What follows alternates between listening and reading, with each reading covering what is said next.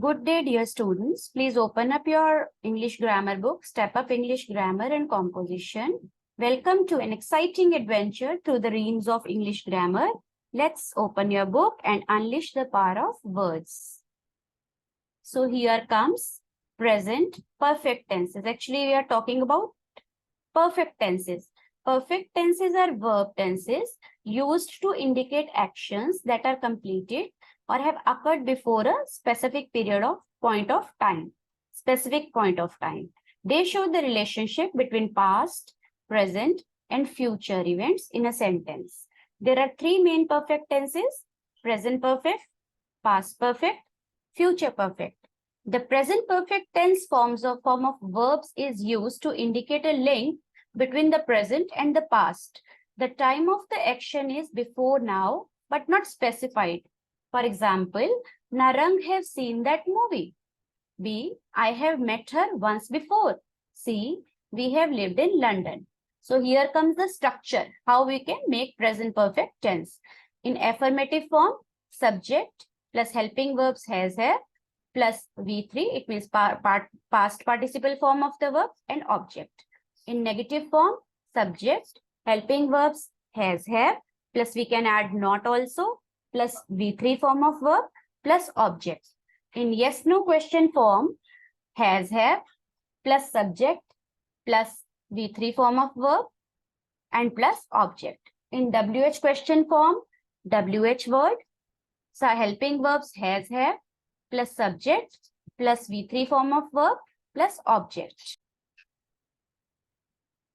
So uses of the present perfect tense. The present perfect tense is used when the time period has not finished. For example, I have seen 3 movies this week. She has been to Korea twice already this year. Secondly, when the time is not mentioned, Gaurav has passed the exam, but time is not mentioned here. Then, when the time is recent, I have just eaten the ice cream. And also with for and since. Shania has lived here for 20 years. So, the past perfect tense form of verbs is used to mention that an action was completed at some time in the past before another action took place. And structure of the past perfect tenses: in affirmative form, subject plus had plus V3 form of verb. In negative form, subject plus had plus we can insert not also here, not plus past participle, it means third form of verb. In yes no question form, had plus subject plus past participle form of verb plus object. In WH question form, WH word plus had plus subject plus again V3 past participle form of the verb plus object.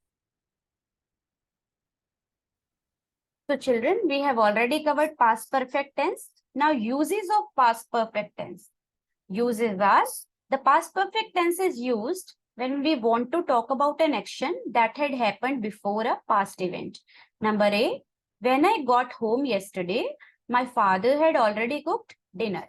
Number B, as soon as she had done her homework, she went to bed. And secondly, in unreal or hypothetical situations. Hypothetical situations. For example, if I had known you were in Frankfurt, I would have called you. But I didn't know you were here, so I didn't call you. So this situation is unreal. B part, if I had enough money. So here comes future perfect tense. The future perfect tense form of verbs is used to describe actions that are expected or planned to happen before a time of reference in the future. For example, they will have worked here for 3 years by the time the visa needs to be renewed. Secondly, we won't have solved all the maths problems by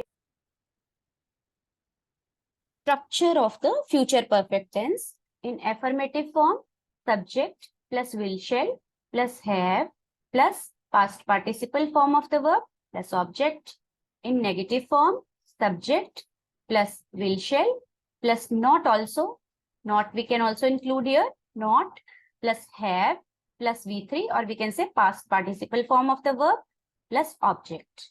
In yes/no question form, will, shall plus subject plus have plus past participle form of the verb. It means third form of verb plus object. In informative or WH question form, WH word plus will, shall helping verbs plus subject plus have plus past participle form of the verb plus object. So uses of the future perfect tense. The future perfect tense is used to talk about future actions that will be finished before some specified point in the future. For example, before they come, we will have cleaned up the house. B, John will have eaten the whole cake by the time the birthday party starts. Secondly, to express conviction that something happened in the near past. For example, the train will have left by now. We have to look for another way to get there. So it means I'm sure that the train has left.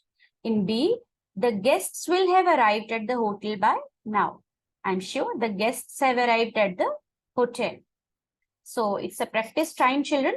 In practice time, these are fill in the blanks with the future present tense. And 3 blanks are there. In 5 years' time, there will be no houses in the street and word is demolish. In the 5 years' time, they dash all the houses in the street. Number 2, the Christmas tree will be ready before our children come back. And word is decorate. And we dash the Christmas tree before our children come back. So third one is, this is my 10th year of teaching experience. And the word is teach. I dash for 10 years by the end of this year. So children, thank you once again. A big thank you to all the children for attentively listening and engaging in our grammar lesson.